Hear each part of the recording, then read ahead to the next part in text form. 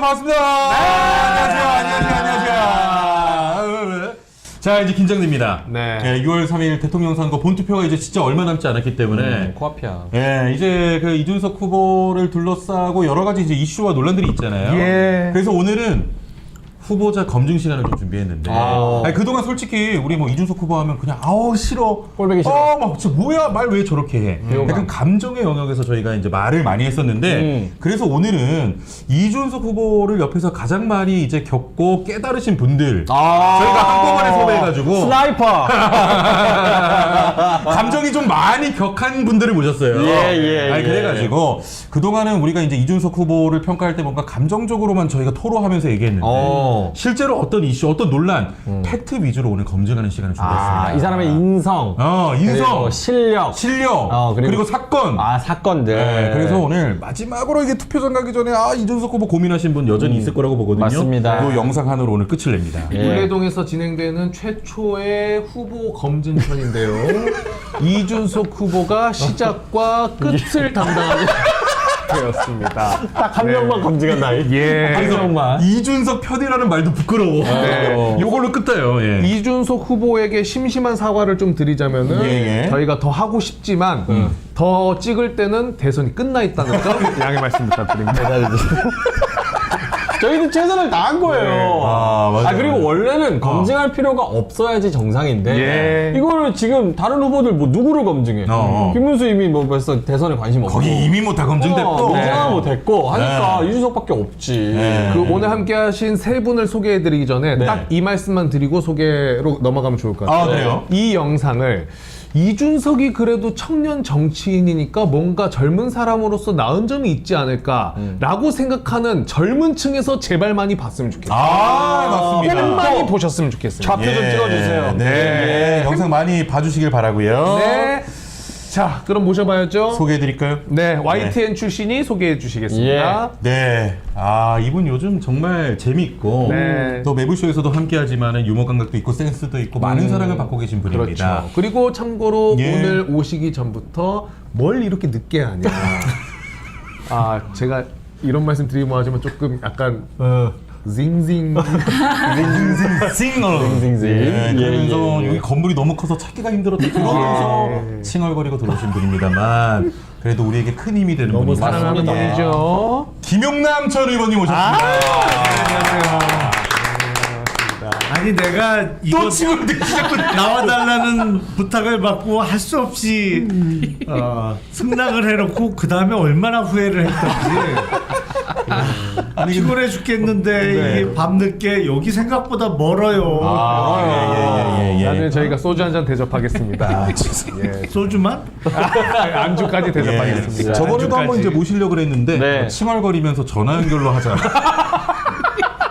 그래서 나오시는 걸 고사하시고 전화 연결로만 저희가 했었죠. 오늘은 직접 발걸음 해주셨습니다. 다시 한번 감사드리고요. 이준석 편하고 똑같아질 것 같아요. 처음이자 마지막 출연이 되지 않을까. 아니 시작부터 너무 칭얼거리면서 최대한 뽑아, 최대한 뽑습니다. 최대한 뽑아야 돼. 최대한 뽑겠습니다. 자, 그리고 이제 두 번째로 소개해드릴 분은 저희가 이제 생방으로 얼마 전에 또 모셨던 분이고 맞습니다. 역시 이제 요즘 정말 행복해하시고 표정도 좋아 보이셔서 저희도 같이 기쁩니다. 그렇죠. 그리고 많은 분들에게 또 사랑을 받는 분이죠. 맞습니다. 그렇죠. 허은하 전 대표님 오셨습니다. 벤처기업 같은 프로그램에 나와서 정말 기분 좋습니다. 벤처기업 듣기 좋은 이야기네요. 방금 전에 출연 인사를 했던 분하고 너무 다르네요. 아니 벤처기업이란 얘기는 망할 확률이 높다는 얘기를 돌려서 한 거죠. 벤처기업 폐업률 90%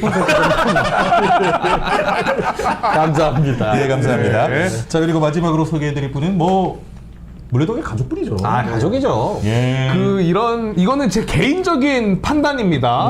이분의 말도 아니고 저한테 얘기한 적도 없는데 요즘 이분의 눈빛을 보면 전에는 이준석을 바라보는 게 저 친구 왜 저러나 비판적인 시각이었다면 지금은 약간의 좀 쌍놈 보는 듯한 눈빛을 제가 볼 때가 있어요. 분노 게이지가 굉장히 높습니다. 오늘 감정 빼고 하는 거 맞죠? 감정 빼고 이성으로 갑니다. 이성으로 갑니다. 팩트체크로 갑니다. 신인규 변호사님 오셨습니다. 네, 안녕하세요. 상종 못할 새끼 전문가 신인규입니다. 요거는 공식 표현입니다. 그 전직 대통령 윤석열 씨가 네. 얘기했던 상종 못할 땡땡. 실제로 기자들 사이에서 회자되는 말이고 제가 이제 어떤 부분에 있어서 상종을 하기가 힘들었는지 그 부분 제가 오늘 낱낱이 밝히고 갈 이준석 전문 폭격기 등장했습니다. 아 근데 오늘은 조금 다른 방송과 다르게 약간 감정은 좀 빼주시고 팩트 위주로 가셔야 팩트로 가야 되거든요. 됩니다. 시작부터 너무 시동 거시는 거 아니에요? 아 감정 좀 뺄까요? 예. 아, 예, 알겠습니다. 오늘 드라이하게 기획, 하겠습니다. 기획 의도 자체가 예. 유권자가 이준석을 바라봤을 때 비호감 이런 거 감성적인 거 뺐을 때 네. 구체적인 사례나 뭐 그런 걸 통해서 이 사람의 인성이 어떤지 실질적으로 어떻게 평가해야 되는지 이런 거로 좀 말씀해 주시면 아니 근데 그 사실 우리가 저희가 질문 드린다고 그래요. 아니 그게 아니라 책을 통해서도 배울 수 있는데 간접 경험이죠. 근데 간접 경험보다 이 직접 경험이 주는 임팩트 훨씬 세거든요. 아 그건 맞죠. 저는 정말 직접 경험을 통해 가지고 있는 그대로 제가 보고 듣고 맛보고 즐기고 했던 모든 것들을 갖다가 오늘 제가 검증대 위에 올릴 거기 때문에 이 영상 보시는 분들 좀 도움이 되셨으면 좋겠습니다. 아니 근데 신인기 변호사가 저렇게 각오를 밝히니까 굉장히 좀 불안한 게 불안해. 우리 준비보다 저기 각오가 더 센 것 같은데. 아니 그리고 인기 형이 얘기하면 펜코에서 항상 와. 아 항상 와. 조회수 레카야. 아 그럼 우린 뭐 좋지. 아 우리 좋은데 이 말씀 드리겠습니다. 신인규 변호사께서는 매주 저희와 또 함께 하시는 시간이 있기 때문에 두 분이 얘기하실 기회를 좀 많이 드리고 방금 인사한 분한테 그. 왜냐면 또 신인규 나도 변호사가 지분 욕심 있어. 나도. 대선 토론자 꺼내줘. 사실 대선 토론 그렇게 봅니다. 하면서 이제 한 시간을 얘기하시는 분이에요. 아 맞아요. 손흥민 선수가 유로파리그 우승컵 들어 올렸을 때도 저희 늘 얘기하지 않았습니까? 네. 손흥민은 저렇게 국민에게 행복을 주는데 이준석은 왜 그러냐? 뭐든지 결론이 다 이준석으로 끝나는 분이기 때문에 예, 오늘은 조금 분배를 그 해주시면서 기승전석이라 그러죠. 기승전 이준석으로 연결시키고 있습니다. 네, 고맙습니다. 자 그러면은 오늘 이제 이렇게 자유롭게 뭐 토론하면서 이제 질문도 드리면서 답변을 좀 구하는 건데 뭐 우리 셋이 뭐 이분한테 좀 질문하겠다. 이분이 답했으면 좋겠다라고 지정해도 되고요. 편안하게 뭐 세 분 다 들어 뭐 이런 식으로 좀 자유롭게 가죠. 자유롭게 가죠. 네. 예. 자 그럼 바로 들어가 보도록. 그럼 나 이거 먼저 물어볼게. 사설이 너무 길죠 지금? 아니 물어보려고 이제. 물론 들어가요. 좋습니다. 네. 아니 그러니까 티키타카 할 때 하겠다. 아, 예. 아니, 이거 좀 같이 여쭤볼게요. 세 분이 그냥 한 분 한 분씩 대답해 주시면 좋을 것 같은데. 좋습니다. 요거 먼저 좀 치고 가는 게 좋을 것 같아. 세 분이 이제 이준석 후보를 겪은 시점하고 뭔가 느낀 바가 좀 다를 것 같거든요. 그러니까 이제 세 분이 언제 이준석을 경험했고 맞네, 또. 어떤 걸 느꼈는지 먼저 요거 한번 물어보고 좀 들어갈게요. 먼저 뭐 김용남 의원님부터. 예. 그 전에 제 그 대학 동기가 있는데 그 친구가 변호사 개업식을 한다고 해서 갔어요. 그 변호사 개업식을 해서 뭐 이 사람들 다 오잖아요. 근데 거기 당시 이준석 방송인이 왔더라고. 평론가시죠. 예. 근데 그 사람들하고 어울리질 못하고 혼자 이렇게 변호사 사무실이니까 뭐 변호사 방도 있고 상담실도 있고 방 이렇게 좀 섹션이 나눠져 있었는데 거기 혼자 있더라고요. 아니 물론 다른 사람들하고 연령이 너무 차이가 나서 그런 거일 수도 있는데 왔으면 사람들하고 인사도 하고 좀 이렇게 했으면 좋았을 텐데 그 모습을 직접 본 건 처음이에요. 지금 처음. 그때 대화는 나누셨고. 아니 혼자 완전히 그렇구나. 혼자 있더라니까. 그 다음에 뭐 직접 그 많이 겪은 거는 개혁신당에 합류를 제가 하면서 겪은 거고 그 전까지는 방송하면서 뭐 왔다 갔다 하면서 마주친 정도죠. 뭐. 그럼 2023년도시네요. 본격적으로 이제 함께 하신 게 함께 하신 거죠. 2023년. 함께. 그렇죠. 얼마 안 돼요. 제가 이 부분에서 선배입니다. 훨씬 앞에. 그럼 전 2021년도니까. 2021년 좀 더 거슬러 올라갑니다. 저는. 스나이퍼 선배. 이 부분에 있어서는. 어떻게 이제 겪게 되신 거죠? 그 어떤 관계로? 저는 다들 아시겠습니다만은 이제 국민의힘이 컨디션이 좀 그나마 괜찮았을 때 그 소위 말해서 나는 국대다라는 프로그램을 통해 가지고 대변인 선발을 하겠다. 그래서 저는 그때 당시에 사실 제가 뭐 정치권과 연이 없기 때문에 진짜 국회도 처음 가봤습니다, 진짜로. 그래서 그 정도로 연이 없다가 나는 국대다 이제 들어왔고, 그때 이제 이준석 당시 대표죠, 당 대표 막 선출돼가지고 막 인기가 하늘을 찌를 때, 그때 저는 처음 봤는데, 굉장히 유명한 사람이니까 좀 호기심 있게 제가 이렇게 지켜봤고 굉장히 저는 그래도 뭐 그때 보여줬던 언론을 통해서 봤던 모습은 굉장히 그래도 바른 말하고 또 용기 있게 전진하는 이런 모습, 또 나이가 비슷하니까 저런 정치인이 좀 잘 돼서 한번 대한민국 정치 좀 좋게 바꾼다면 내가 좀 힘을 좀 모아도 좋겠다. 실제 그런 생각까지 제가 했습니다. 네. 실제로. 그렇게 해서 이제 대변인 생활 하는데 그 아무래도 당이라는 구조가 대변인단도 있고 당직자도 있고 또 정치인들도 있고 이게 다 어우러져서 무슨 일을 하거든요. 근데 뭐 다 일을 하면서 옆에 있는 사람들이 하나둘씩 힘들어하면서 퍽퍽 쓰러지는 거예요. 진짜요? 그 제가 그때 당시에 대선을 앞두고 있었는데 제가 옆 사람들 진짜 뜯어 말렸습니다. 막 집에 가겠다는 사람도 있었고, 그래서 끝까지 좀 가셔야 된다. 그런 좀 말리는 일도 좀 많이 했던 것도 좀 기억에 나고, 그렇게 해서 이제 대선을 치르고 이제 지방선거를 치르는데 그 이후에 이준석 당시 대표가 이제 쫓겨나는 일이 생겼어요. 네. 그때 제가 당을 상대로 이제 소송을 좀 해야 되겠다. 그걸 좀 구제하기 위해서 그때 저는 좀 가까워졌던 것 같습니다. 일을 좀 같이 해보고 그러면서 완전히 깼죠. 이준석을 도와주려고 하는 그 상황에서 그러니까 그때는 이준석 당시 대표도 도와야겠다는 생각도 했지만 더 중요한 것은 이준석 아니더라도 이런 그치. 일들은 좀 정당사의 오점으로 이건 좀 남겨놔야 되겠다. 그런 차원에서 제가 이제 소송 대리를 했던 거죠. 당시. 그때 이제 윤석열이 이제 찍어내기 할 때 그때 당시 말씀하시는 그렇죠. 거죠? 2022년도입니다. 그때는. 그 옆에 사람이 픽픽 쓰러지는 거는 일이 많아서예요? 아니면은 일하는 스타일이나 뭐 이런 것들이 피곤해서예요? 그러니까 뭐예요? 이준석이라는 정치인을 실제로 겪어보면, 그러니까 자기가 직접 경험을 해보신 분들은 그 스트레스가 장난이 아닌 거예요. 그러니까 굉장히 좀 힘들어하는 면들이 여러 가지 있었고, 그러니까 같이 일을 하다 보면 우리가 직장에서도 힘든 사람 있잖아요. 그러니까 그런 것들 때문에 굉장히 힘들어해서 중간에 집에 가겠다는 분들도 몇 분 속출했기 때문에 당시 저는 이제 대선을 앞두고 있고 해가지고 제가 좀 많이 만류했던 그런 기억도 좀 납니다. 일하는 스타일이 강압적이어서 아니면 일이 많아서? 아니 강압적인 게 아니라 자기밖에 모르니까 이제 그런 부분이 굉장히 같이 일하는 사람들 힘든 거지. 그리고 책임만 져야 돼요. 어디 나가서 책임만 져야 되고 실제로 할 수 있는 것들은 또 많이 제약돼 있는 뭐 이런 상황 속에서 굉장히 좀 스트레스를 많이 주변에서 좀 호소했던 그런 기억도 좀 납니다. 원래는 실무진이 일을 하고 대표가 책임을 져야 되는데 거꾸로. 거꾸로예요? 네, 거꾸로. 그 윤석열이랑 또 비슷하네. 그럼 저는 궁금한 게 이준석이 지금 이런 상황이고 세 분도 이준석을 겪고 지금 이제 아예 반대쪽에 계시는데 처음에 그래도 뜻이 있고 사람이 괜찮게 보였으니까 처음에는 함께 하셨던 거 아니에요? 그때는 어떤 정치인과 어떤 사람으로 다가왔습니까? 저는 처음에 이준석 후보를 만난 거는 더 오래됐어요, 제가. 오, 그래요? 네, 기존에 저도 방송을 좀 하던 그 일반인이었는데 방송을 하러 가서 이제 메이크업을 막 해주잖아요.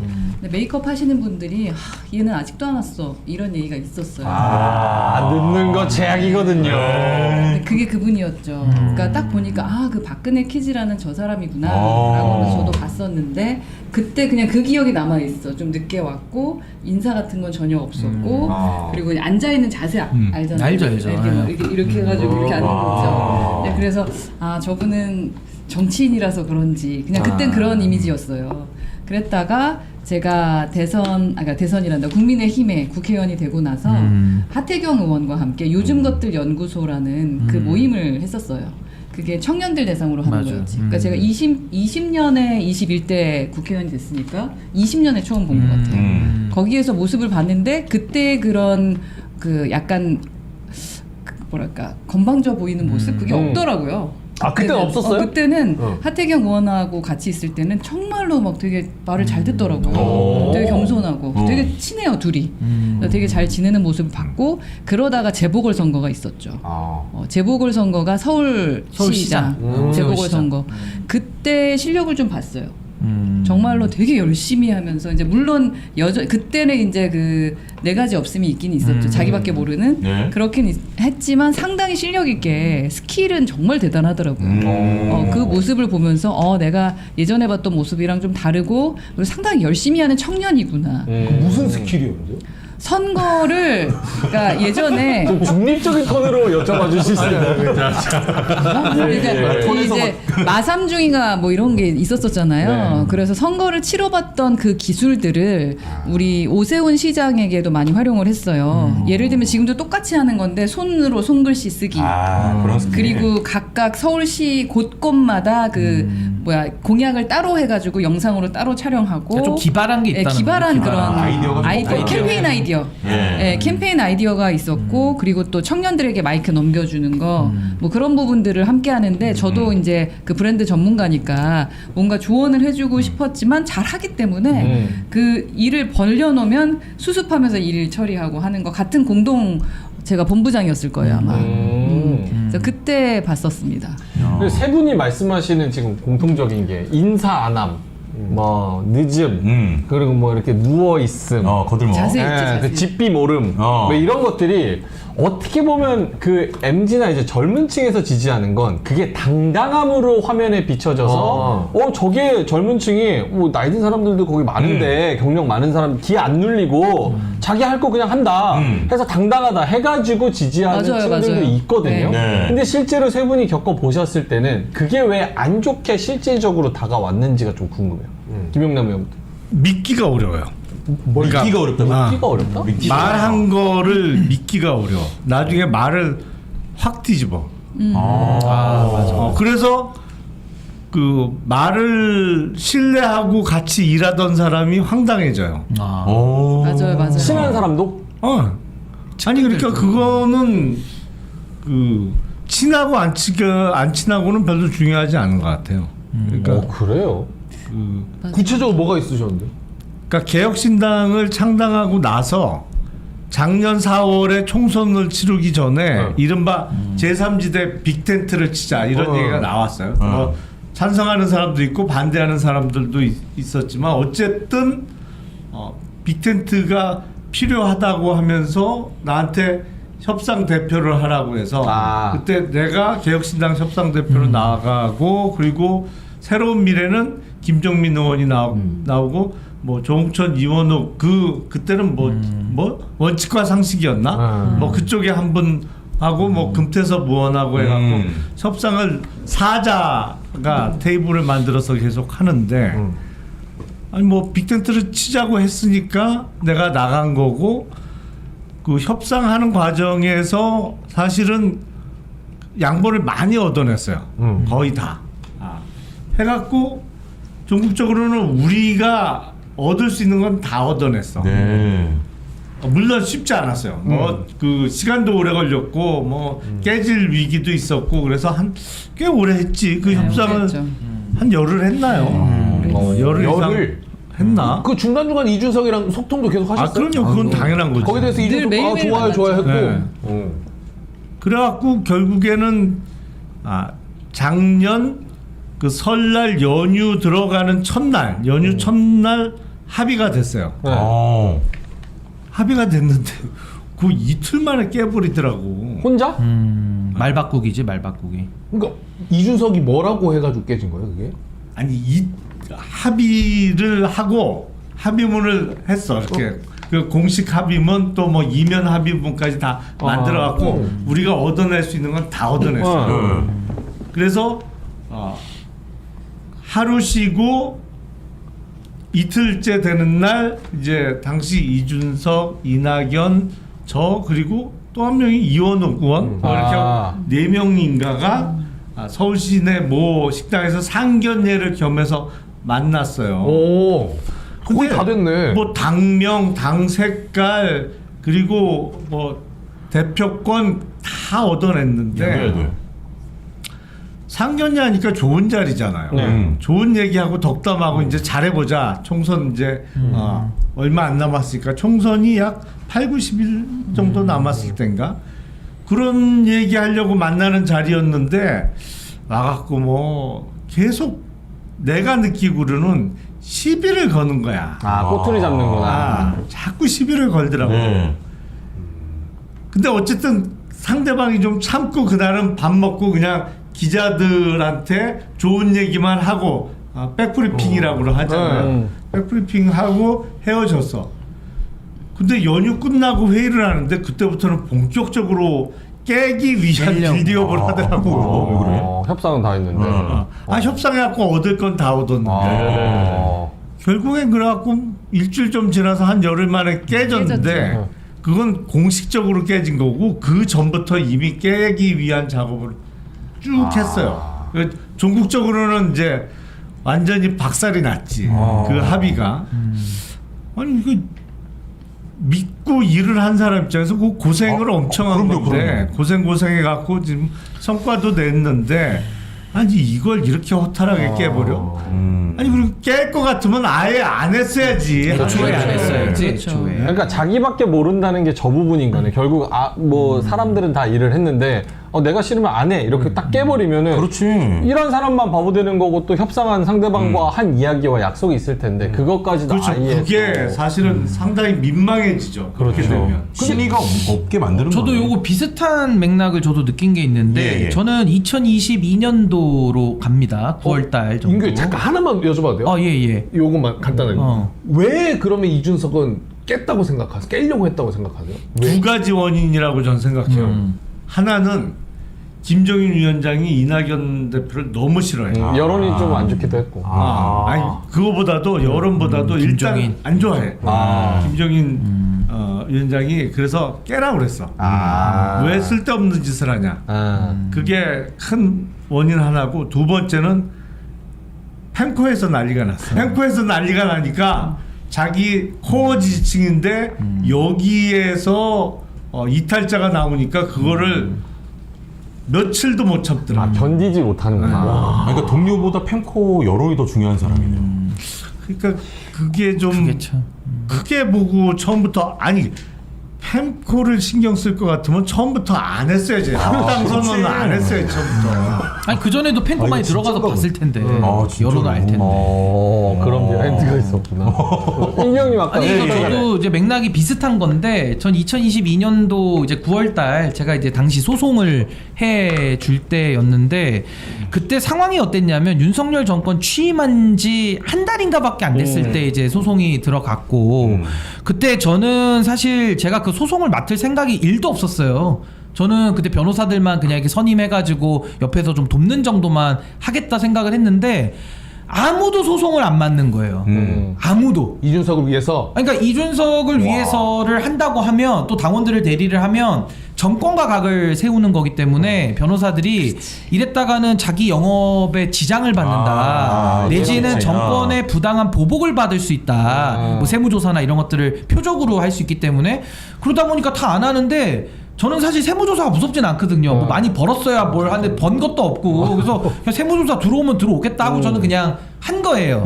했고 그때 감사하게도 좀 젊은 변호사들 중심으로 저를 믿고 따라오신 변호사들이 한 2-3명 있었어요. 도와주겠다고. 네네. 그렇게 해서 이제 팀을 짜가지고 이제 같이 이제 소송을 했는데 그때 이준석 당시 대표랑 약속한 게 뭐였냐면 끝까지 간다 했어요. 끝까지 간다. 싸우겠다. 당연하죠. 아니 칼을 뽑았는데 여기서 하다가 뭐 좀 이상하다고 철회해버리면은 안 하는 이만 못하거든요. 그렇죠. 그래서 끝까지 간다. 모든 걸 다 한다. 진짜 하냐? 하겠다. 그래서 갔어요. 저도 그래 뭐 이준석 당시 이제 리더니까 그래 리더가 가겠다고 하면 나도 돕고 믿어줘야지. 뭐 같이 죽으면 죽고 살면 살자 이제 이런 각오로 제가 뛰어들었는데 첫 번째 소송 이겼어요. 이기니까 또 막 어깨에 뻥 들어오고 막 좋아가지고 막 난리가 났어. 계속 간다 했는데 이제 그때 국민의힘이 당원 당규를 바꿔버려요. 그래서 이제 두 번째 했을 땐 졌어. 그러니까 좀 찍어내기 비겁한 안 돼. 방법을 썼지. 근데 그 방법도 너무 이제 이상한 지금처럼 막 한덕수 올리고 이제 이 정도 수준의 아주 비상식적인. 이상한 방법이었기 때문에 네. 2심 올라가고 3심 갔으면은 당연히 이긴다는 확신을 갖고 있었고 네. 처음에 본인이 끝까지 간다 그래서 저도 했기 때문에 당연히 끝까지 가는 거거든요. 근데 1심 딱 지고 나니까 연락도 안 돼. 연락이 안 돼요? 연락도 안 돼. 그러더니 딱 그 이제 상고하는 마지막 항소하는 마지막 날쯤에 이렇게 안 해버리겠다라고 해버리더라고요. 이렇게 안 한다. 근데 그게요. 저는 그래도 뭐 의뢰인 입장이니까 너무 열받지만 안 한다는데 어떡해. 그냥 존중을 하고 저는 그냥 하는데 그 같이 들어온 변호사들도 있잖아. 그렇죠. 그 사람들한테 또 엄청난 피해가 우려되는 거예요. 예. 전 중간에 있으니까. 그래서 제가 야 이준석이라는 인간은 입이 앞서고 말이 앞서는구나라는 걸 제가 그때 처음 깨달았죠. 그때 당시에. 그러니까 죽어버리는 게 이렇게 비슷하네. 중요한 문제를 본인이 떠들었던 말도 스스로 못 지키는. 근데 그때 가만히 생각해 보니까 그때 이준석 대표가 아마 형사 관련돼서 소환을 받고 막 그랬었어요. 지금 뉴스 찾아보면. 그러니까 그때 아마 형사 소환 받고 하니까 본인이 굉장히 좀 위축이 됐을 수는 있어요. 근데 이제 제 주장에는 아니, 처음 약속한 게 있고 끝까지 싸우기로 해서 이 일을 벌려는 놓고 책임지지 않고 그냥 본인이 위축되고 좀 스트레스 받는다 그래가지고 말을 바꿔버리니까 저는 이제 이러면 난 같이 일하기는 매우 어렵겠다. 이제 그 생각을 제가 그때 처음 느꼈습니다. 처음. 그때 수임료는 좀 받았어요? 뭐 그냥 최소한으로 거의 뭐 안 받은 것과 같은 액수에 그냥 거의 뭐 소송 실비 정도만 받고 했는데 근데 그때 돈 보고 한 것도 아니니까 그렇죠. 유의미하니까. 네, 유의미한 그렇죠. 사건에 의미를 두고 했기 때문에 근데 어쨌든 그 약속을 안 지킨 부분은 굉장히 저도 힘들었지만 주변에 있는 변호사들에게 제가 굉장히 저도 약속을 어긴 게 되거든요. 그렇죠. 민망하죠. 엄청 근데 그건 또 의뢰인의 의지니까 또 안 한다는 걸 또 어떻게 해. 이걸 뭐 어떡할 거야. 그러니까 그런 식의 저도 좀 신뢰가 많이 깨졌던 그런 기억이 좀 납니다. 아니 그러면 그 처음에 소송에서 이겨갖고 성공보수를 받아야 되는데 성공보수 안 줬다고 해갖고 이준석 후보를 상대로 소송해갖고 예, 그 담당 받아낸 변호사가 또 소송을 그 했죠. 사건하고 신 변호사가 했던 같은 거 아니에요? 같은 겁니다. 같은 거. 그 사건이 그 사건. 같은 거예요. 근데 그 변호사도 제가 소개한 변호사인데 그분은 이제 따로 또 계약을 맺었더라고요. 제가 모르는 상태에서. 그래서 그거 관련된 이제 성공보수 사건 한 번 이겼으니까 그거 관련된 소송이니까 그건 뭐 제가 깊이 개입하기가 그랬고 그 말고도 다른 변호사들이 한둘 더 있었어요. 근데 그분들은 제가 설득해서 데리고 온 건데 끝까지 간다. 아니 그러니까 야 끝까지 가니까 우리 같이 한번 동지회로 하자 이렇게 했는데 1심 딱 지고 나니까 딱 태도가 바뀌더라고요. 저러면 대통령이 아니라 그냥 일반 사업도 저렇게 신의가 없어. 아니 그래서 전 이번에 이준석 당시 의원이 계엄 때 담도 못 넘고 굉장히 좀 쫄보 같은 모습을 보였잖아요. 네네. 그게 전 이해가 돼. 굉장히 겁이 많은 사람이에요. 이준석 후보가 아니 겁이 많으니까 2심도 못 가고 3심도 못 가고 싸움을 중간에 압박 들어오니까 포기했던 그 모습을 제가 전제해놓고 보면 계엄 때도 굉장히 쫄아서 담을 못 넘었겠구나 라는 게 좀 이해가 되는 면이 좀 겁이 있는 거죠. 많다. 겁이 많아요. 바꾸고 뭐 그랬던 사례는 전 너무 많이 경험을 해가지고 사실은 최다 사례 네, 최다 사례. 왜냐면 같이 한 기간이 제일 기시니까. 네. 그리고 또 당대표 쫓겨날 때는 진짜로 셀 수 없이 많아가지고 그거를 얘기하면은 1시간으로 안 될 것 같고 네네네. 제일 처음에 경험했던 거를 말씀을 드리면 21년도 6월에 국민의힘 당대표 선거가 있었잖아요. 그때 원래 김웅 의원이 당대표 후보로 나가기로 했었어요. 그 이제 이것도 비화인데 비화 좋다. 저랑 김웅 의원 그다음에 전주의 의원 이준석 그때 당시 원외 의원 위원이라고 당협위원장이죠, 당협위원장 이렇게 넷이서 같이 저녁을 먹었어요. 근데 김웅 의원이 당대표 나가니까 응원해주고 또 이준석을 한번 같이 만나자 이래가지고 넷이서 만났는데 김웅 의원이 당대표 나가겠다고 했으니까 우리가 잘할 수 있어. 우리가 한번 김웅을 당대표로 막 이런 식의 이야기를 하고 있는데 슬쩍 이준석 당시 위원장이 근데 형 나 그냥 페이스메이커로 한번 좀 나가보는 거 어때? 이렇게 얘기하더라고요. 그 자리에서? 그 자리에서 농반진반. 그래서 본인이 원하면 나가야지. 그럼 내가 페이스메이커로 나가줄게. 막 이런 식으로 얘기를 했었어요. 그래서 이준석이? 이준석 후보가 김웅 의원한테는 형이라고 불렀었고 웅이형 이렇게 하면서 계속 김웅 의원이 그래서 되게 싫어해요 지금 이준석 후보 되게 싫어하는데 굉장히 싫어해. 다 싫어해. 그게 이제 왜냐하면 나중에 알게 됐는데 여론 조작한 게 알게 됐고 됐으니까 더 좀 억울하다고 느껴졌을 것 같고 그게 또 그때 그렇죠. 그리고 당 대표로 나가는 전략들을 막 다 얘기를 했잖아요. 근데 그걸 같이 다 듣다가 그냥 자기는 옆에서 하다가 마지막에 어차피 자기는 안 될 테니까 이런 식으로 했었는데 알고 보니까 나중에 이제 여론조작처럼 다른 분하고 이미 또 나는 당신을 지지하겠습니다라고 다른 후보를 만나서 얘기를 했었었대요. 양다리였구나. 양다리였던 이거는 그러면서 진짜 비화다 비화. 그렇죠. 그러면서 페이스메이커를 거기도 한다고 했겠지. 그러니까 자기를 적으로 이번에 지금 삼지대처럼 삼자가 되는 거랑 윤석열이랑 찾아온 사람 다 지지한다 그랬잖아요. 윤석열. 똑같네. 그렇게 했던 거예요. 그리고 그래서 이게 차량을 가지고 김웅 의원이 그때 캠핑카 타고 도는 거 했잖아. 처음엔 괜찮다 그랬는데 나중에는 말을 바꿔서 그거 그래서 하지 말라 그랬는데 뭐 김웅 의원이 그렇게 하는 바람에 내가 어쩔 수 없이 당대표 후보로 나가기로 했다라고 하고 말을 바꾸더라고. 근데 요때가 이제 그 피자 시켜놓고 딱 기다려 그때입니다. 요때가 또 여론이 움직일 때 하면서 이제 자기가 뜨는 거지. 내 대한민국 커뮤니티 뒤집어질 거야. 그때가 요거랑 명태균이랑 그때 같이 겹치는구나. 김웅 의원은 이제 후보로서 막 캠핑카 타고 다닐 때지.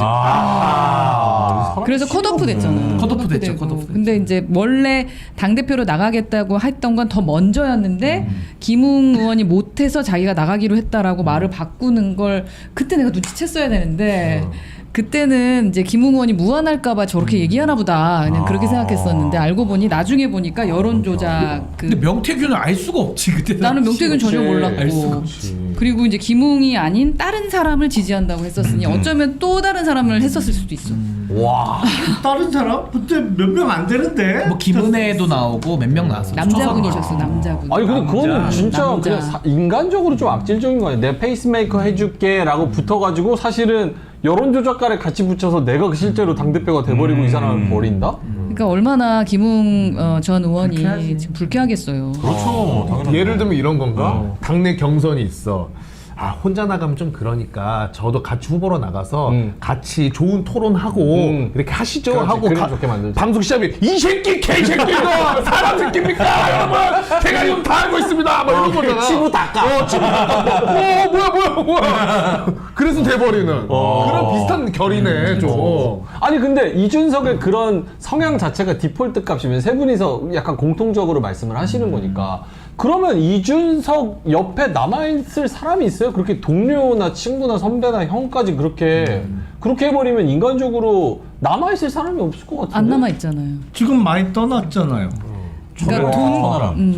천하람은 진짜 좋아할까 이준석을? 그러니까 남아있는 이유가 뭐야? 그 천하람은 나는 천하람. 김영남 진짜 좋아할까 인간적으로? 나는 솔직하게 이준석, 천하람 두 사람은 다음 총선 전에는 깨진다고 깨진다. 봐. 아 무조건. 아 그래요?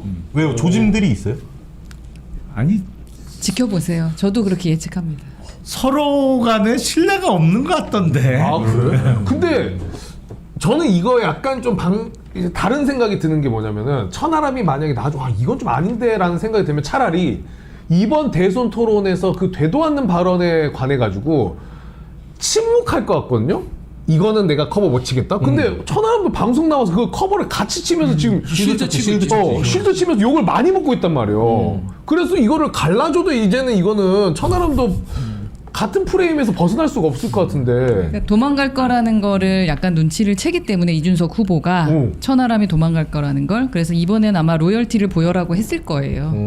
왜냐면 기존에 다 도망갔었잖아요. 그래서 말을 안 했었기 때문에 이번엔 하라고 했을 텐데 그럼에도 불구하고 지켜볼 만합니다. 왜냐면 서로 그렇게 신뢰를 한다고 볼 수가 없고. 그리고 천하람 의원은 이제 제가 또 저도 뭐 관계를 많이 맺어왔기 때문에 사람은 되게 좋아요. 근데 사람은 되게 좋은데 그분은 굉장히 현실적 이익에 밝은 사람이에요. 그러니까 지금도 이준석 옆에 붙어 있는 이유는 뭐 비례대표도 좋고 그리고 굉장히 본인에게는 아직은 이익이 된다. 근데 왜 못 떨어져 나오느냐? 아직은 본인이 힘이 없다고 생각을 하니까 자기에 대한 현실적 파악 능력은 있는 거지. 그러니까 아직은 내가 여기서 분리했다가는 오히려 이준석 팬덤에게 잡아먹힌다라는 두려움. 이게 더 큰 거야. 그래서 아직은 붙어 있고 그럼 붙어 있으려면은 입 닫고 있을 수 있어요? 방송 섭외도 많이 들어오는데 나가서 뭐라도 떠듬떠듬 얘기는 해야지. 근데 그게 중요한 것 중에 하나가 젊은 청년 정치의 가치가 맞습니까? 그게?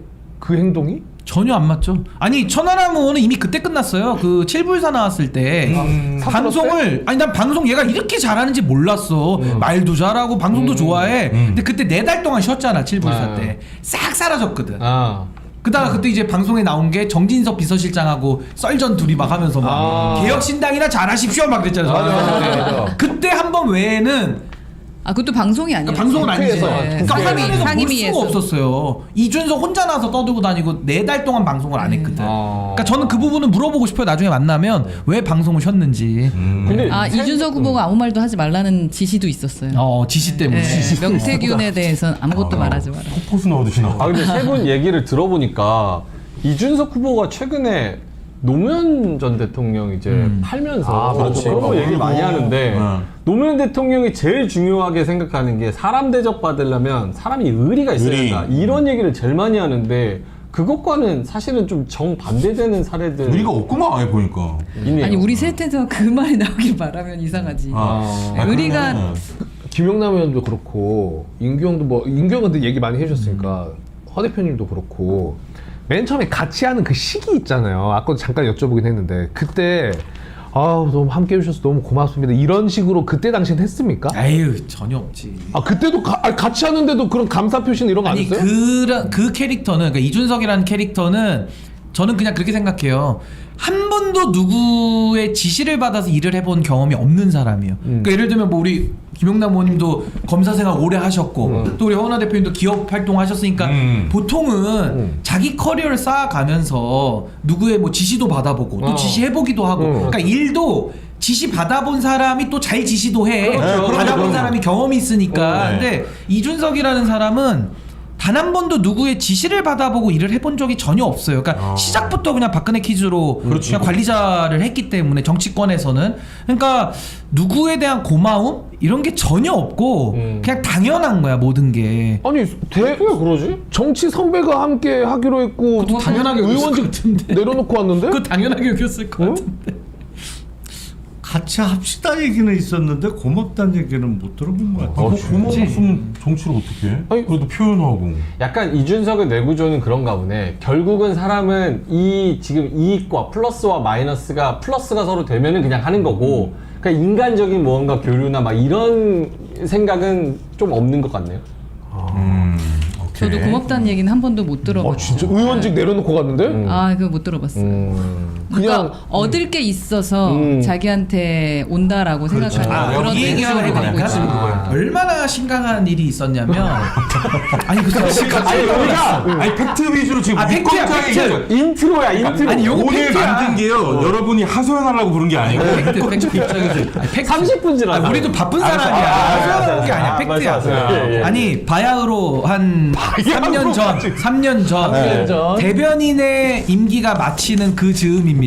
네. 언제냐면 이제 계약을 했기 때문에 대변인 선발이 되고 그러고 나서 한 8개월 정도, 그러니까 대선이 2022년 3월이었잖아요. 3월 9일 그때까지 이제 대변인을 하기로 해서 이제 들어간 거예요.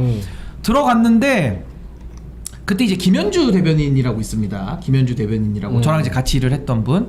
근데 대변인을 이제 자기가 뽑았잖아. 외부인들을 뽑았잖아. 그분은 심지어 방송인 출신이고 또 저도 뭐 변호사업 하고 있고 제 삶을 좀 내려놓고 좀 희생하고 온 것도 맞거든요. 그걸 알아달라는 게 아니라 옛날에 그 아나운서 하시는 분. 그분도 방송인 출신인데 대변인으로 어떻게 보면 와준 거란 말이야. 이준석의 그 짜놓은 판에 온 거죠. 그거 얼마나 사실 고마워요. 사실 엄밀히 말하면 본인이 이제 올라가는 거니까. 근데 그때 자기가 뽑은 사람들 임기가 만료되는 거면 고생했다고 하거나 이제 그때 대선도 이겼을 때니까 뭐 수고했다고 하거나 뭐 밥을 사거나 아니면 뭐 이제 이쯤 했으니까 이제 우린 내가 여기까지입니다라고 사줬지, 하든지 안 하니까 이제 우리 수석 대변인님이 그때 하신 거고.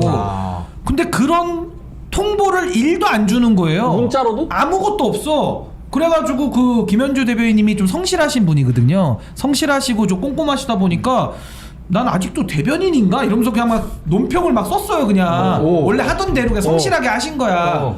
그랬더니 그 실무자 한 명이 와가지고 임기 다 종료되셨는데 이거 왜 쓰셨어요? 이런 말을 들은 거야. 굉장히 그 전에도 뭐 여러 가지들 뭐 좀 이렇게 뭐 왜 일들이 없었겠어. 뭐 그분뿐만이 아니라 다른 대변인들도 뭐 중간에 나가고 싶은 사람들 꽤 있었기 때문에 뭐 여러 가지 일들이 있었습니다만은 마무리 자체에서 고맙다는 말 정도가 그건 너무 큰 바람이고 그냥 마무리라는 것조차도 본인이 벌려놓은 일에 스스로 마무리를 하지 않는. 그래가지고 그 실무자한테 통지를 받고 얼마나 황당해요. 그리고 사람이 좀 우스워질 수 있잖아. 그랬던 것도 제가 기억이 납니다. 그게. 그러니까 굉장히 주변 사람에 대한 고마움을 잘 몰라. 그러니까 둔감해. 그래서 굉장히 그때 황당했던 기억이 제가 좀 납니다. 황당했던. 누구 김현주 씨 얘기하는 거 임백천 씨 아내분 아니에요? 맞아요. 네, 맞아요. 아니, 지금도 이제 그 정당 활동 하시는 분이에요. 자 그러면은 제가 허은하 대표님께 이거 간단하게 여쭤볼게요. 그러니까 유권자 입장에서 네. 지금 이거 유권자에서 뭐라 그러냐면 아니 그 허은하 전 대표가 그렇게 그 개혁신당 내용이 있을 때 뭐 고소 고발하고 뭐 법적으로 분쟁하고 이런 식으로 갔는데 지금 뭐 법적인 내용이 하나도 나오지 않는다. 그렇게 난리치더니 그러면 이준석이 좀 처벌받는 내용이 뭐가 있냐. 지금 사건은 어떻게 되고 수사는 어떻게 되고 있느냐 이런 지금 궁금증을 갖고 있는 분이 있고 어차피 나오지도 않는데 왜 그렇게 난리치고 나갔냐 그렇게 생각하는 유권자가 있습니다. 지금 요거 좀 어떻게 진행되고 있습니까? 지금 저희가 수사기관에도 계속 중간중간 물어보고 있는데 대선이기 때문에 지금 다 멈춰 있다라고 말씀을 하시더라고요. 예. 그래서 피고발인 쪽에서는 계속적으로 그 대변인 변호사하고는 계속 이야기를 하고 있다라고 하고 저희가 제출한 것은 그 사람들이 볼 수 있다면서요. 이미 확인을 했다라고 하고 아무래도 끝나고 나서 저희가 진행할 수 있을 것 같습니다라고 이야기는 받았습니다. 끝나고 나서 네. 그 얘기가 늘 있었었죠. 왜 대선 후보가 되려고 저렇게 노력했을까? 그 부분은 아마 저희가 고소고발한 것도 있겠지만 그 전에 어떠한 사법 리스크가 지금 우리께 진행이 되지 않는 것처럼 모든 것이 다 덮여지겠구나라는 생각이 들더라고요. 그럼 추후에 이제 진행되는 상황이고요. 그렇죠. 추후에 진행이 되더라도 이제 힘이 세지면 그래서 제가 단일화가 무조건 될 거라고 생각을 하는 부분이 작은 당에서 버텨내기 힘들 겁니다. 지금의 사법 리스크들이. 근데 모르는 거라고 생각합니다. 그렇기 때문에 김민석 최고라던가 그리고 이재명 후보까지도 그 단일화에 대해서 확신한다라고 말씀을 하시는 거잖아요. 그러니까 이미 주변 사람은 그 뭐 단일화 작업을 아직도 하고 있는 것으로 저는 전해 들었습니다. 개혁신당에서 지금 방송에서 나와가지고 김용남 의원이 관련해서는 그렇게 얘기하더라고. 아니 개혁신당에 있을 때 당에 뭐 오시지도 않고 당 상황 아무것도 모르면서 방송 나가가지고 개혁신당 관련해서 얘기하고 그런 거 그거 자체가 잘못된 거 아니 이렇게 얘기하더라고요. 모를 게 뭐 있어요? 안 가셔도 아니 모를 게 뭐 있어? 당 대표하고 얘기하면 다 아는 거 아니에요? 하긴 소통을 하고 계셨구나 두 분께서. 그래서 나는 그게 좀 별로더라고 그렇게 얘기하는 것 자체가. 방송할 땐 얘기도 안 하다가 그러네. 궁금한 게 있으면 전화해서 근데 묻는 이 얘기를 거니까. 좀 해야 되겠다. 그러니까 결론은 이게 뭐 약간 너무 개인적인 경험도 뭐 들을 만은 하지만 이준석이라는 사람을 좀 파악하는 게 오늘 핵심이잖아요. 예. 이 방송의 목적이기도 하고. 그러니까 저도 그런 오해를 이준석 쪽에서 퍼뜨렸기 때문에 공통되는 부분인데 이준석의 유니버스 세계관에서는 다 자기의 힘으로 우리가 살아간다고 생각하는 거예요. 그러니까 자기가 중심이고 지금 뭐 김용남 의원님, 허은하 대표님 또 신인규라는 사람도 내 덕분에 사는구나 좀 이렇게 다 생각을 하고 있는 거야. 다 무임승차자로 생각을 그렇지. 하는 다 거죠. 무임승차. 맞아요. 다 전장현이야. 그 단어를 다 써요. 동덕여대야 지금. 맞아요. 그 단어를 써요. 아니 그래가지고 이렇게 얘기를 하잖아요. 그 증거를 제가 대볼게요. 허은하 대표님은 원래는 당내 사무총장의 전횡이나 이런 것 때문에 저항하면서 당대표로서 권한 행사하다가 사실은 이 힘든 일을 당하고 계신 건데 알고 보니까 이준석은 어떻게 표현하냐면 비례대표 달라고 3시간 동안 울었던 사람. 그래. 그리고 김용남 의원님에 대해서도 비례대표 안 주니까 지금 삐져서 나간 사람 이렇게 돼 있고 신인규는 또 어떤 거에서 삐졌다고 얘기를 하냐면 송파구청장 그것도 2022년도에 그것도 시계열도 안 맞아. 시계열도 제가 아까 그 힘들게 소송해줬다 그랬잖아요. 소송 전이야. 그러니까 지방선거라는 건 2022년도 3월 4월 5월달 그때 얘기고 소송은 7, 8, 9월달 얘기예요.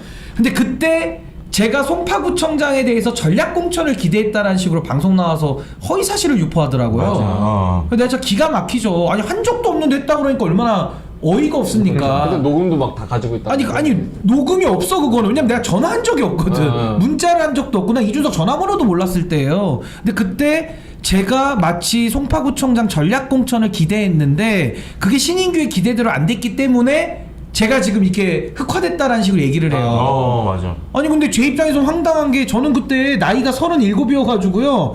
송파구청장 제가 경선 무조건 해달라 그랬어요. 제가 구청장이 되더라도 야 너 낙하산 아니야 그 말 듣기 싫어가지고 난 무조건 경선을 하겠다.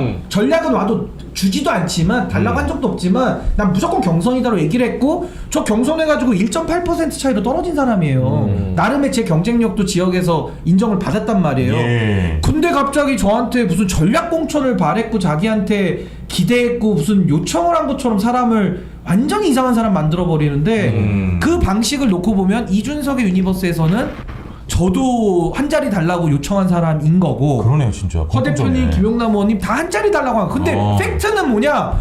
다 같이 어려울 때 도와줬던 사람들이야. 팩트는. 이게 팩트네. 근데 이게 제가 중요한 점이 뭐냐면 검조 논법이라고 검찰과 조선일보식 방식이에요. 예. 항상 프레임을 피해자 가해자를 바꿔버리고 항상 본인에게 유리한 쪽으로 이 상황을 틀어버린단 말이에요. 근데 본인이 스피커가 세기 때문에 그렇게 한번 싸질러 놓으면 그 지지자들이 또 테러를 가하고 그럼 저는 뭐 해명을 해도 의미가 없어요. 그렇죠. 지금 다 그걸 겪고 계신 거야. 다 모두가. 똑같아. 약간 정리해 보면 이렇네. 그러니까 이준석은 자기가 무조건 대통령이 되는 길에 그냥 사람들이 들러붙어서 한 자리와 자기의 이익을 얻기 위해서 무언가를 한다고 그러니까 생각. 저를 불나방으로 보는가 불나방. 근데 그게 아닌데 난 대통령 될 거라고 생각도 안 해. 그리고 뭔 자기가 대통령이야. 능력 대통령 돼서도 안 돼. 맞지 정확하지. 아 진짜야. 그것 때문에 오늘 검증하러 온 거야 이 밤에. 졸려 죽겠는데. 그러니까 자기 잠이 다 깨네 지금.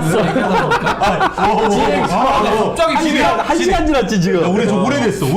이제 마무리해야 돼. 그러니까 이준석의 생각에는 내가 능력 있고 내가 뛰어나니까 그렇지. 다 무언가 얻을 콩고물이 있어서 다 나한테 들러붙는 건데 거기서 자기네들이 얻지 못하면 나가는 건데 내가 왜 고마워하고 미안해하고 뭐 이렇게 해야 되냐라고 생각을 하는 거고 거기서 또 팸코나 여러 가지 좀 지지하는 사람들은 맞잖아 이준석은 뭐 하버드 나와가지고 능력 있고 뭐뭐뭐 토론에서 진 적이 없대잖아. 백전백승. 그러니까 이준석이 능력이 있으니까 붙는 거지라고 생각을 하고 이준석은 거기서 같이 놀아나는 거고 나머지 사람들은 그렇지. 뭐 마음 진심으로 도와줬을 때도 그냥 내 진심이랑 저 사람 생각이랑 다르니까 떠나가는 거고 최근에 있었던 이 대선 토론에서 똥뿌리기 요거 관련해서 세 분이 직접 이제 이준석을 경험하셨으니까 왜 그런 얘기를 했는지 인성이 어떤지 그리고 이게 뭐 선거 전략적인 어떤 의도가 있었는지 뭐 이런 것도 좀 궁금하기는 합니다. 저희는 이제 이 TV토론 똥뿌리기 그 발언에서 문제의식을 세 가지를 갖고 있어요. 네. 첫 번째로는 이제 어린아이들 시청하는 이 대국민 토론회에서 성폭력적인 이 혐오를 그대로 재현했다는 거. 예. 그거 자체가 첫 번째. 그리고 두 번째는 특정 인물의 원본 발언과는 다르게 왜곡해서 이거를 전달했다는 거. 세 번째는 외교안보 토론인데 그거랑 전혀 상관없는 이슈를 끌어와서 전 국민이 보는 앞에서 혐오 정치를 유발하려고 시도했다는 점. 그렇지. 이 세 가지가 좀 저희는 잘못됐다고 보거든요. 근데 이준석 후보가 뭐 스킬이 뛰어나다고 생각하실 수도 있고 뭐 아니면 인성이 원래 그렇다고 생각하실 수도 있고 그러니까 그 의도랑 전략이 뭐였는지 그게 좀 궁금한데 김영남 의원님. 그 우발적으로 나온 발언은 절대 아니죠. 본인도 준비를 얘기했고. 해갖고 온 발언이에요. 근데 그 머리를 거꾸로 쓴 것 같은데 아마도 그런 것 같아요. 그러니까 세 번에 걸친 TV 토론에서 이준석 후보가 김문수 후보를 공격한 거는 별로 기억에 남지 않아요. 맞아요. 공격이 거의 없었어요. 이재명 후보에 대해서 주로 공격을 했는데 그거는 뭐 1등 후보니까 그럴 수도 있지만 아마도 이준석의 입장에서는 이른바 보수 진영의 대표 주자로서 자신을 자리매김하기 위해서 김문수 후보에 대해서는 공격을 안 하고 상대 진영의 대표한테 자기가 진영의 대표로서 공격을 한다. 뭐 이런 생각을 했던 것 같은데 그러면서 뭐 이번 선거뿐만 아니라 차기에 있어서 보수 진영의 대표 주자로서 뭐 하려고 했던 것 같아. 근데 기본적으로 맞지 않죠. 그거 아예 맞지 않죠. 네, 왜냐하면 이건 누가 들어도 제정신이야? 라는 생각이 들 정도로 아주 저급한 내용을 직접적으로 방송에서 이야기를 했는데 그러다 보니까 제가 그런 생각이 들어요. 이게 조금 뭐 젊은 정치 뭐 얘기하니까 같이 좀 해볼까 했다가 왔던 사람들이 다 떠났잖아요.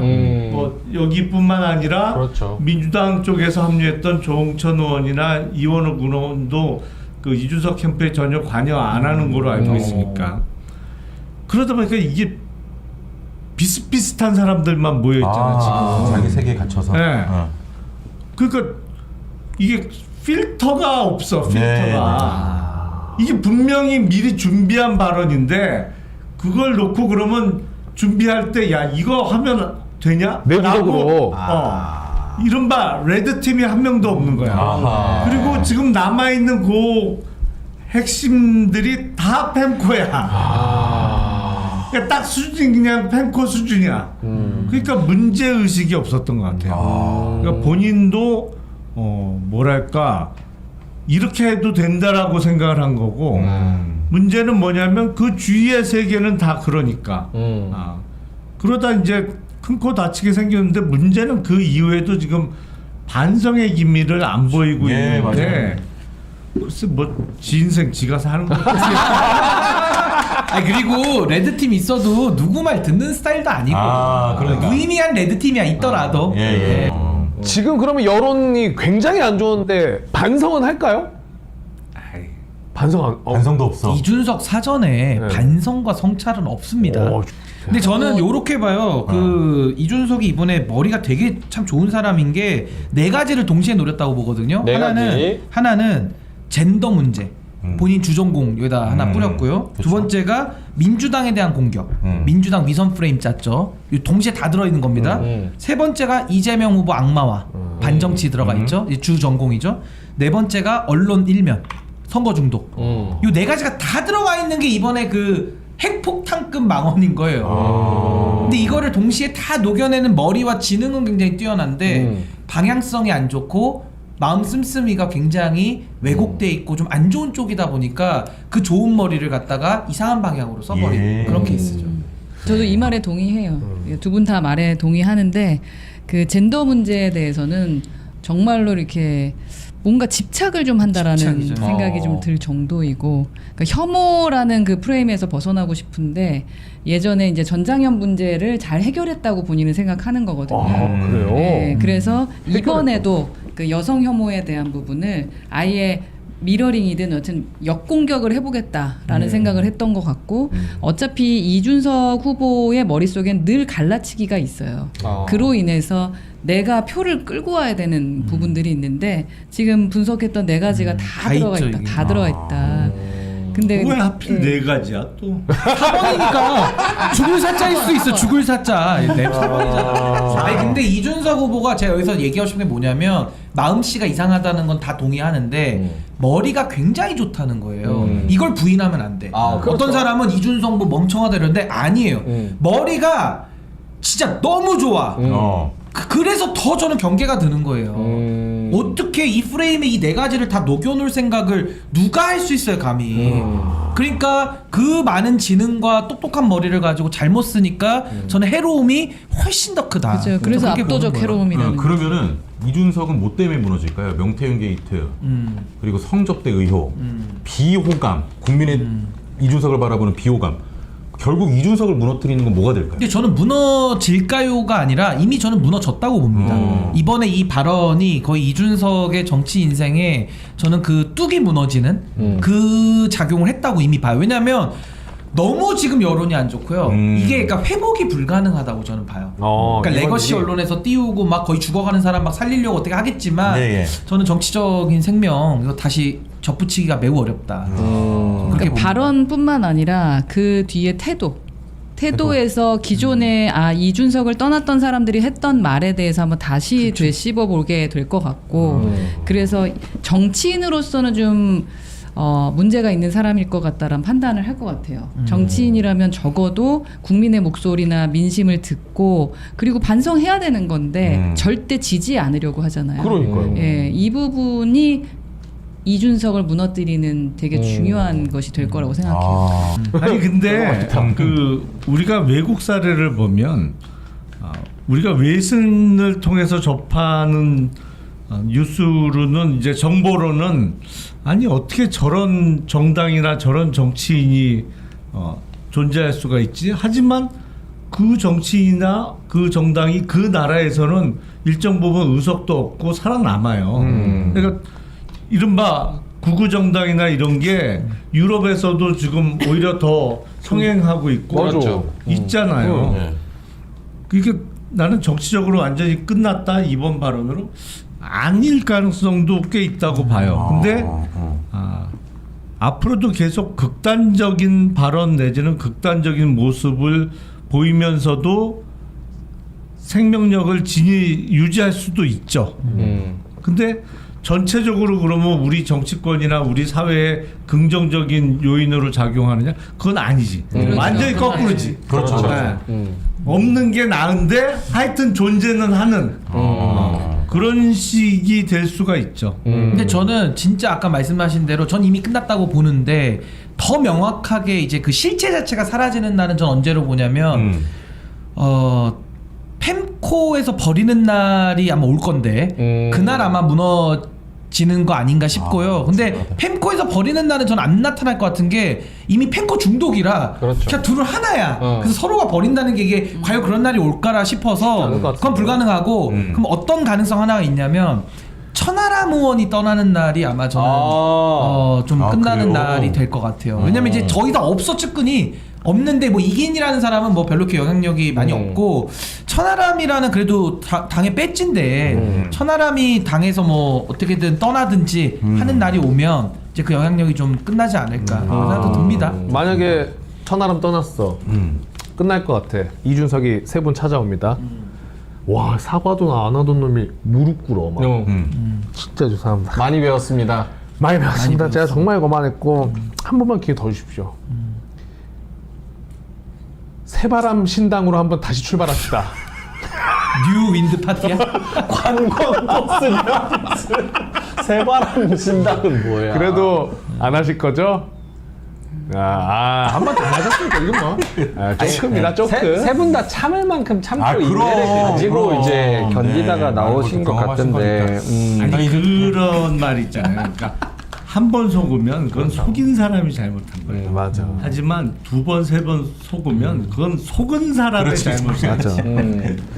그럼 마지막으로 세 분이 짧게만, 이거는 사실 저희가 만든 거는 이준석에 대한 비호감과 이런 뭐 안 좋은 감정 이런 걸 빼고 유권자가 이준석을 선택하면 어떤 점이 안 좋을까를 생각하고 좀 담백하게 맞아요, 기획을 맞아요. 해보자고 한 예, 거거든요. 맞아.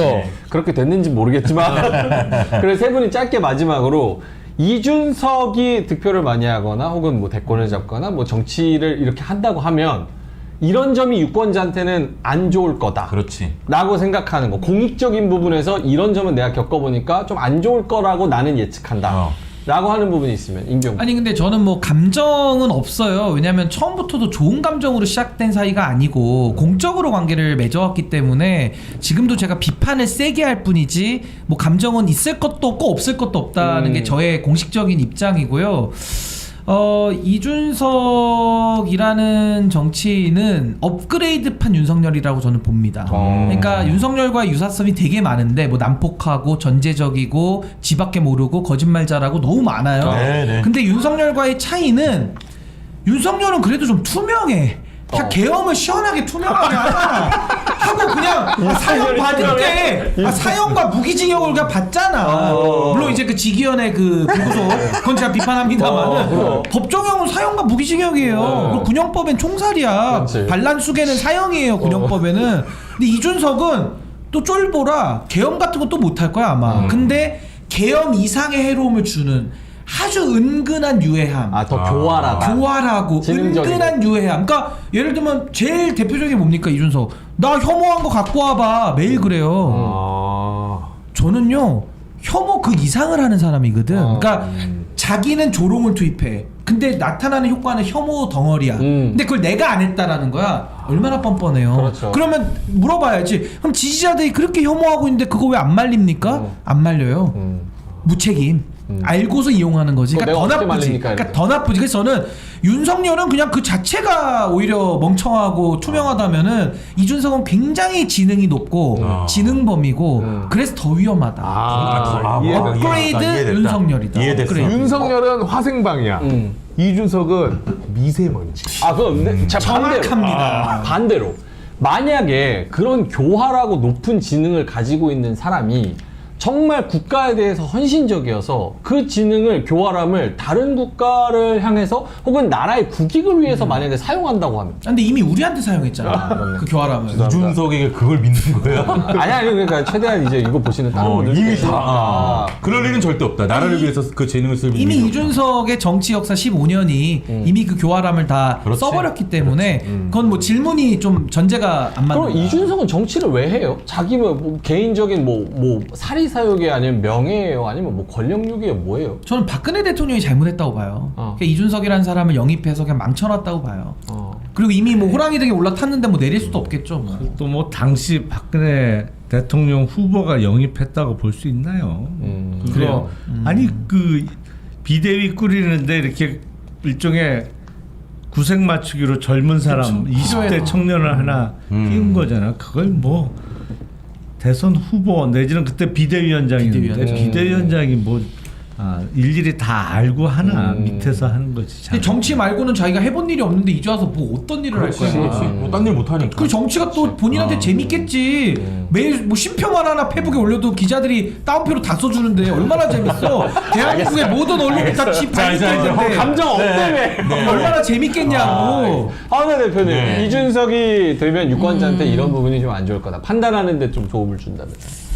유권자 여러분께서 그 이준석이라는 정치인이 더 이상 기대하지 않게 하는 것이 필요한 것 같습니다. 그게 이준석 후보를 위해서도 도움이 될 거라는 생각을 하게 됩니다. 왜냐하면 대부분 뽑을 사람이 없다. 그러면 그래도 젊은 정치인이 좀 색다른 그리고 미래 정치를 하지 않을까라는 기대로 지금까지 이준석이라는 후보를 좀 키워주셨잖아요. 그러다 보니까 이제는 압도적인 해로움까지 느껴지는 그러한 정치인으로 자리를 잡게 됐습니다.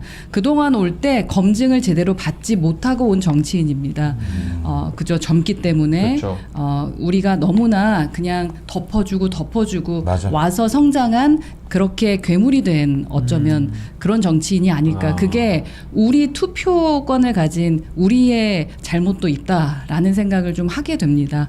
그래서 이번 선거뿐만 아니라 다음의 선거에서도 무조건적인 검증이 좀 필요하고요. 젊으니까 뭐하니까 라고 하면서 그냥 넘어가면서 투표하는 거 우리 이제는 그만해야 되지 않을까. 그게 필요합니다. 너무 좋다.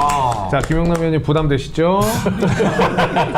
네, 편하게. 네. 아니 이번에 TV 토론에서의 혐오 발언 이후에 지난 총선에서 이준석 후보를 뽑았던 동탄 주민들이 이제 땅을 치게 됐잖아요. 맞아요. 그 대선에서 표주면 전 국민이 땅을 치는 일이 생긴다 이거죠. 동탄뿐만 아니라. 맞아요. 맞아요. 민준이 형이 아까 얘기를 잘해줬는데 제가 느낀 점 이준석의 가장 안 좋은 점이 왜 정치를 하는지 중에 왜가 없다라는 것 같아요. 목적이 없어 내가 봤을 때는 그냥 그래. 나 궁금해. 그냥 하는 거야. 선거 재밌겠다. 하는 거야. 곧 있으면은 또 이제 총선 또 금방 오겠네? 하는 거야. 그게 가장 해로움이 아닐까. 아니 이준석은 정치를 게임으로 이해한다니까요. 그래요. 게임 재밌잖아. 네. 계속 게임 하는 거야 지금. 근데 이게 국민들에게는 어마어마한 유해함과 해로움으로 다가올 것이다. 오늘 이제 세 분 모시고 네. 요거 이제 대선 전에 이렇게 이제 특집으로 좀 마련했는데 어떻게 굉장히 좀 의미 있었던 것 같아요. 저는 완전히 이렇게 알게 됐어요. 판단은 이미 벌써 해버렸지만 네네네.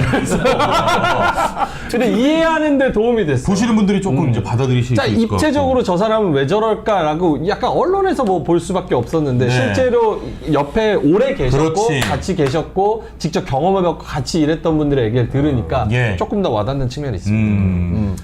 그리고 저는 세 분에게 요거 하나 부탁드리겠습니다. 앞으로도 이게 뭔가 그냥 함께 했다가 이제 나와가지고 마음에 안 들었던 점을 뒤에서 약간 뒷담화하는 형식으로 언제 뭐 이렇게 나도 모르게 생각이 드실 수도 있을 것 같은데 전혀 아니다. 왜냐면 정치인은 검증하는 과정에서 알 권리 차원에서 무조건 알려야 되는 그 맞아요. 뒷면을 보여드리는 거니까 그렇게 생각 안 하시고 네. 꾸준히 이준석의 해로움을 우리가 봤기 때문에 계속해서 목소리를 내주시면 감사하겠습니다. 네, 그 알겠습니다. 정치판에 사라질 때까지 맞아요. 열심히 싸워주시고 이건 해로움이에요. 예, 저희도 그 말씀들을 담는데 예. 최선을 다하겠습니다. 네, 맞습니다. 예. 아니, 대선 끝나면 일단 명태균 특검 받아야지. 당연하지. 예, 그렇게 이제 또 알겠습니다. 세 분 너무 감사합니다. 예.